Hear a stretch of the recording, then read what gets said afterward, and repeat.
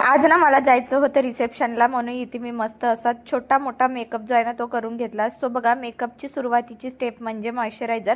मस्तपैकी मॉइश्चरायझर छान असा अप्लाय करून घेतला. त्यानंतर असतं प्रायमर.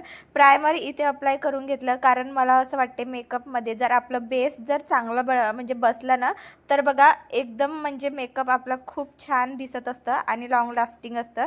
त्यानंतर इथे मी लॅक्मेचं फाउंडेशन घेतलं. त्यामध्ये मी थोडी जी आहे ना हायलाइट करण्यासाठी इथे स्ट्रोब क्रीम जी आहे ना ती घेतलेली आहे आणि अगदी पूर्ण नेक वगैरे सगळं असं मस्त स्पॉन्जनी जे आहे ना छान असं कवर करून घेतलेलं आहे, तुम्ही इथे बघू शकता. त्यानंतर मी मेकअपमध्ये कॉम्पॅक्टच्या ऐवजी जे आहे ना मी पाऊंड्स पावडरचा यूज करत असते.